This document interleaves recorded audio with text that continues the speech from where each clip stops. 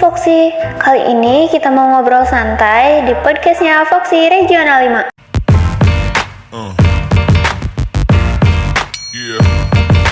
Halo teman-teman, apa kabar? Nah, kali ini kita ditemenin sama Kang Aziz yang akan sharing tentang pengalamannya. For your information, Kang Aziz adalah salah satu ketua umum dari Foxy Regional 5. Silakan Kang. Baik, pengalaman saya selama ikut organisasi Foxy ini, alhamdulillah kebetulan saya menjabat selama 2 periode. Periode pertama di generasi 9 dan juga periode kedua saya di generasi 10. Nah, saya ikut Foxy di awal kelas 10. Nah, terkait pengalaman manis pahitnya organisasi yang saya dapatkan, mungkin yang pertama dari hal manis dulu ya bisa dikatakan, ataupun hal-hal yang bersifat positif yang saya dapatkan. Bisa dikatakan ini pengalaman dari 2 periode. Akan tetapi generasi 10 baru beberapa bulan berjalan.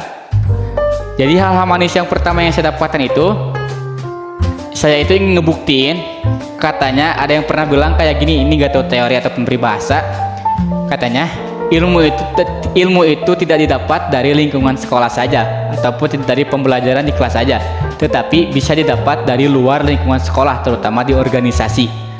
Nah, saya ingin ngebuktiin tuh perkataan tadi. Saya memutuskan untuk ngambil langkah buat masuk ke organisasi. Beberapa bulan berjalan, ternyata bener apa yang di luar dugaan saya, ilmu yang di luar dugaan otak saya bisa saya dapatkan di sana gitu. Terkait tata cara bagaimana mengadakan acara yang didasari dengan kemandirian kita gitu. Jadi nggak ada bimbingan dari orang lain, kita yang ngusulin, kita yang ngadain, kita yang ngejalanin gitu. Jadi memang benar-benar Foxy dilatih untuk bisa mandiri. Kemudian melatih juga rasa tanggung jawab yang begitu besar. Seperti apa kita tanggung jawab di struktur kepengurusan ataupun tanggung jawab ketika kita di dalam satu acara. Ternyata emang benar ilmu itu tidak hanya didapat di sekolah saja, tetapi bisa didapat di luar organisasi ataupun di luar lingkungan sekolah, terutama di dalam organisasi. Ternyata emang benar kata-kata tadi emang ampuh ataupun manjur untuk kita laksanakan gitu. Kemudian yang kedua yang saya dapatkan sampai saat ini yaitu relasi pertemanan saya yang semakin meningkat. Bukan berarti dengan saya banyak teman saya bisa memanfaatkan mereka, bukan berarti ataupun saya mencari ketenaran dengan mereka, enggak. Dengan adanya pertemanan, relasi dengan dunia semakin luas. Ada yang pernah bilang katanya gini, 1000 teman itu masih kurang, sedangkan 1 musuh terlalu banyak, katanya kayak gitu. Ternyata emang bener, dengan kita banyak teman kesana kemari kita nggak terlalu risau. Akan tetapi dengan adanya 1 musuh saja, perasaan kita itu agak gimana-gimana gitu, terlalu risau. Tapi dengan banyaknya teman, dengan dunia itu akan terasa luasnya.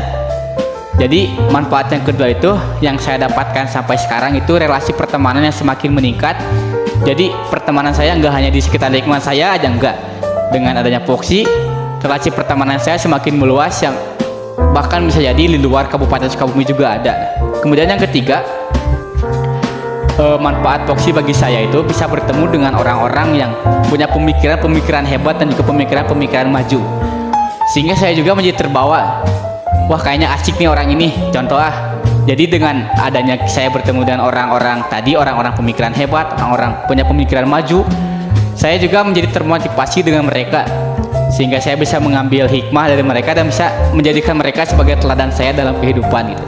Mungkin hal-hal manis itu aja yang saya dapatkan dari organisasi. Nah, kemudian hal-hal pahit ataupun bisa dikatakan kurang mengesankan bagi saya, mungkin ini sedikit bercerita beberapa bulan ke belakang. Ini pengalaman mungkin di generasi 9 ya ini. Awal saya pertama masuk Foxy, saya di situ mengikuti acara. Kemudian acara tersebut memerlukan biaya dari tiap pengurus. Nah, di situ adalah sebesar sekian. Nah, berpapasan dengan hal itu juga, saya itu punya kebutuhan yang lain yang membutuhkan uang juga. Nah, pada saat bersamaan uang saya pas-pasan. Saya bingung dong harus pilih ke Foxy ataupun kebutuhan saya. Saya pikir-pikir, yaudah deh saya ikut ke Foxy aja. Nanti itu mah urusan nanti aja. Selepas saya akhirnya berangkat ke acara, sepulangnya dari acara, saya kepikiran tuh, nanti saya bayar itu pakai uang apa? Masa pakai daun gitu kan? Gak mungkin. Di situ saya mikir-mikir beberapa jam. Nah tiba-tiba ada tuh, gak tahu ini hidayah dari Allah ataupun apa ya. Saya gak tahu kalau nggak salah saya nemuin uang, gak tahu di lemari ataupun di apa, yang jumlahnya emang pas banget buat barang itu gitu.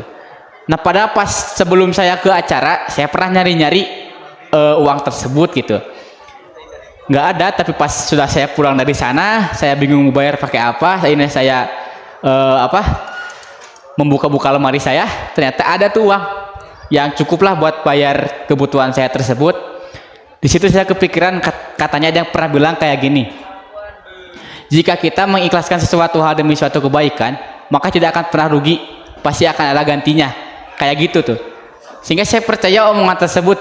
Nah jadi sampai sekarang menjadi landasan bagi saya, kalaupun ada suatu hal kebaikan tetapi mepet dengan kebutuhan lain, ya udah saya lebih memilih kebaikan, bukan berarti saya sombong. Semoga juga bisa menjadi motivasi buat teman-teman yang lain. Jadi jika kita mengikhlaskan sesuatu hal demi suatu kebaikan, maka tidak akan pernah rugi, maka pasti akan ada suatu hal yang akan menggantinya gitu, katanya kayak gitu. Nah kebetulan tuh saya terbukti dengan beberapa pengalaman yang saya lakukan. Mungkin hanya itu saja yang bisa saya ceritakan, kurang lebihnya seperti itu. Masih banyak juga teman-teman lain yang mungkin pengalamannya yang lebih luar biasa dari saya. Semoga apa yang saya sampaikan bisa menjadi manfaat dan juga bisa menjadi motivasi buat teman-teman semua. Hanya itu aja mungkin, terima kasih.